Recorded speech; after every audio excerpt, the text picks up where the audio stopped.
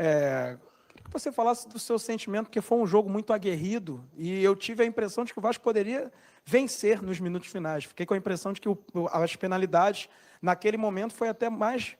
foi melhor para o Botafogo do que propriamente para o Vasco, tendo em vista o volume que o Vasco ofereceu no final do jogo. Queria que você fizesse as nuances do jogo durante os 90 minutos e se você também teve esse sentimento, né? E o que representa essa classificação. Obrigado. Primeiramente, boa noite. Eu pego no recorte do que aconteceu nos dois jogos, principalmente, acho que foi uma vitória, uma classificação muito justa, porque a gente jogou melhor que o Botafogo em São Januário, e a gente não teve, até o gol não foi uma bola clara, uma chance de gol clara, o gol que eles fizeram lá, a gente teve chance de vencer em São Januário. Hoje foi um jogo mais equilibrado. Aqui, jogar aqui é muito difícil, porque o campo modifica muito o jogo.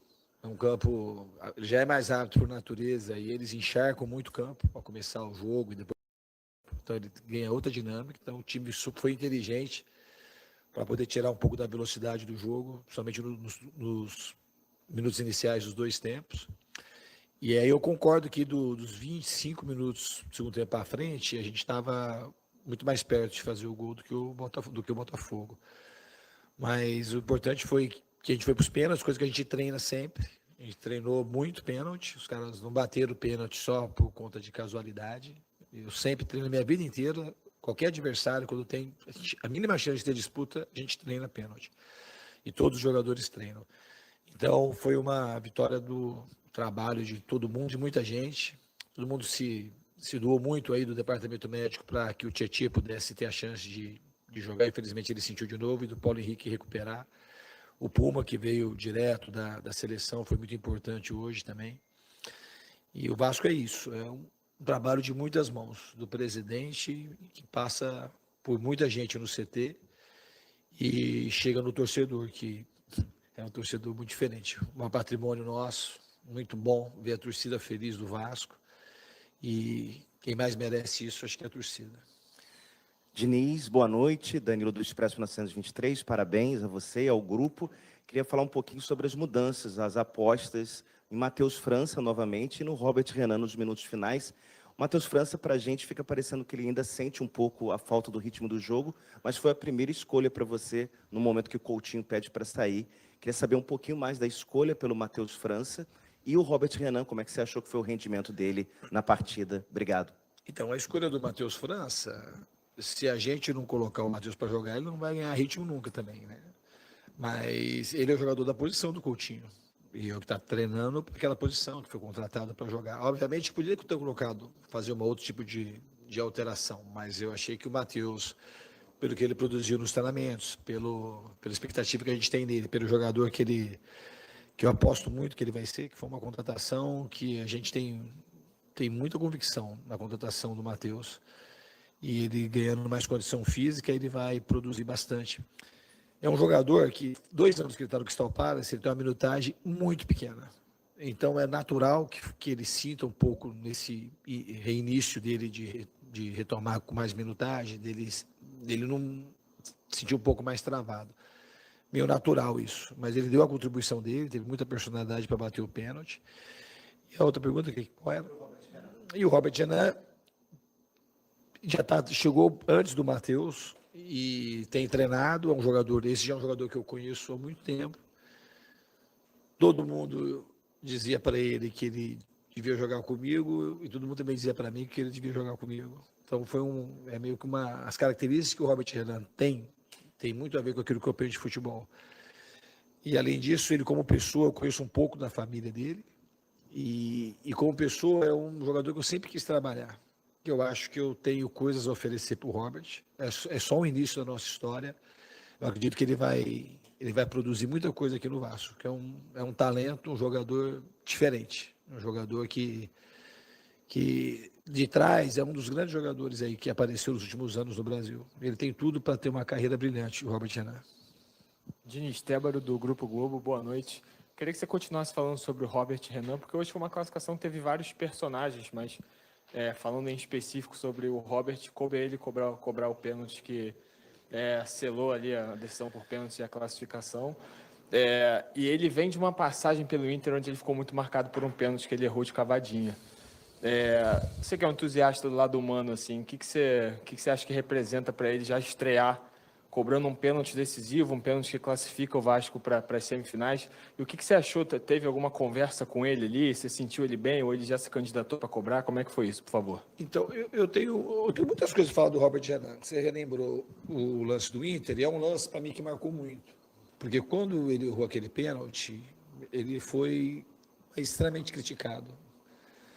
E o jogador, para a idade que ele tem, tentar fazer aquilo tem um lado positivo, que tem muita personalidade, que é o que ele tem mesmo. E o que a gente tem e vai trabalhar com ele sempre é essa personalidade não passar do ponto e se colocar num risco desnecessário. Então, aquele erro do Robert Renan tem muita... Eu vi o lado muito positivo daquilo tudo. E aquele dia eu tive muita vontade de trabalhar com o Robert Renan, porque eu sabia o que ia acontecer dali para frente, e aconteceu. É um garoto jovem, humilde, e que o sistema do futebol acaba sendo muito opressor e acaba limitando as chances do Robert Renan depois sozinho conseguir dar a volta por cima. Então, uma das coisas dele vir para cá, aquilo ajudou ele a vir para cá, esse incidente no Inter. E aquele incidente também ajudou ele a bater o pênalti. Porque na hora das cobranças, todo mundo tinha treinado, tinha uma lista do primeiro até o 23º. Uma lista que esse. Na hora, alguns jogadores tinham saído. E na hora, todo mundo foi meio se escalando. E o único... Eu fui escalando assim, os que acostumados a bater, bate melhor, o Veguete, o Ryan, se o Coutinho tivesse, o Coutinho ia bater. E o Robert Renan, os quatro, falaram assim, eu estou bem para bater, e eu fui colocando, de acordo com aquilo, o cara que é acostumado a bater, tinha treinado bem os pênaltis. E o Robert Renan foi o único que não tinha falado, ele estava pronto para bater. Mas eu já tinha tido 4, eu falei, Robert, você bate o 5º. Ele falou, tudo tá certo. Foi uma coisa bem intuitiva, não foi uma coisa que eu pensei muito, falei, estava bem na minha frente.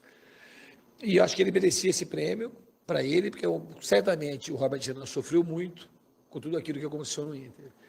E aquilo é a chance aquilo podia meio que atrapalhar muito a carreira dele, mas pode ser, e vai ser, na minha opinião, um fato gerador de coisas boas, de força interior, e é o que eu acho que ele já começou a mostrar hoje, da maneira que ele entrou, da maneira que ele converteu o último pênalti. Eu acho que se a gente fosse pensar, seria a melhor pessoa para bater o 5º pênalti, embora não tenha sido foi uma coisa muito mais intuitiva do que uma coisa pensada. Boa noite, professor Diniz, Marcos Eduardo, do canal Gato Mestre. Parabéns pela classificação. Eu gostaria que você falasse sobre a arbitragem de hoje e, se você me permitir também uma segunda pergunta, assim, com relação ao time, uma classificação épica aqui hoje contra o Botafogo, um time tão qualificado, se essa pode ser a virada de chave para o Campeonato Brasileiro contra essa partida do Ceará em São Januário. Obrigado. Não sei se vai ser uma virada de chave ou não. Eu acho que a virada de chave, acho que ela já está acontecendo. A gente tem feito jogos muito bons. A gente teve um decréscimo de performance no jogo do Juventude e no jogo do Corinthians, mas fora isso o time vinha performando bem. Aí fez um jogo bom contra o Botafogo, tinha feito aquela partida histórica contra o Santos, que a gente acabou sendo penalizado. Acabou sendo penalizado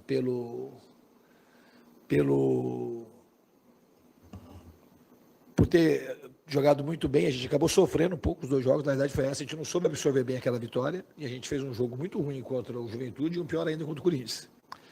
A gente conseguiu retomar rápido. Contra o Botafogo, ele jogou muito bem. Foi aquela partida em São Januário, foi defensivamente a melhor partida nossa aqui no Vasco comigo. A gente ofereceu chance nenhuma ao Botafogo, quase. A única chance que eles tiveram foi uma cabeçada logo no começo do jogo. Contra o Sport, a gente oscilou um pouco, mas fez uma partida tecnicamente boa. A gente podia ter ganho o jogo com mais facilidade. E hoje a gente fez um outro bom jogo, muito sólido defensivamente, jogando contra o adversário muito duro e uma partida decisiva. Eu acho que a gente eu espero que a gente tenha agora maturidade e que seja consistente daqui para frente. Que a gente consiga manter performance, gostar desse sabor da vitória e continuar tendo bons resultados. O compromisso de volta pelas semifinais da Copa do Brasil entre Botafogo e Vasco foi bem parecido em relação ao que foi o primeiro compromisso que aconteceu no estádio de São Januário. Mesmo empate em 1-1, com um primeiro tempo bastante pegado, com as duas equipes buscando ataques, o Vasco saindo na frente no placar, o Botafogo no fim do primeiro tempo conseguindo alcançar um empate, mas um jogo extremamente pegado e de poucas oportunidades para ambos os lados, um susto ou outro, mas nada que pudesse fazer com que o compromisso de fato pudesse tornar extremamente animado e com inúmeras chances para ambos os lados. O primeiro tempo terminou dessa forma, o Vasco, na medida em que deu oportunidade para o Botafogo, já no fim do primeiro tempo, possibilitou a chegada da equipe com um ataque rápido e abriu a oportunidade de um pênalti ser marcado e convertido pela equipe da casa ainda durante o finzinho do primeiro tempo do compromisso. Já no segundo tempo, pouca coisa mudou. O Botafogo buscou o ataque um pouco mais do que a equipe comandada por Fernando Diniz. Parava justamente na defesa vascaína, que conseguiu se comportar de forma bem positiva nesse compromisso. Mesmo com o Botafogo conseguindo ser um pouco superior, estando um pouco mais na frente do Vasco em relação a alcançar o segundo gol, a defesa do Vasco conseguiu persistir bastante na questão da anulação dos ataques do Botafogo. A defesa do Cruz Maltino, em especial também o meio de campo, conseguiu saber sofrer e teve a competência de, nas penalidades, conseguir avançar a Copa do Brasil. Conseguiu converter todas as 5 cobranças e possibilitou assim com que a equipe de Fernando Diniz pudesse chegar à Copa do Brasil, fase de semifinais, agora para enfrentar a equipe do Fluminense, o Vasco, pelo segundo ano consecutivo, alcançando as semifinais da Copa do Brasil, e isso é algo extremamente importante, algo que não acontecia também há bastante tempo.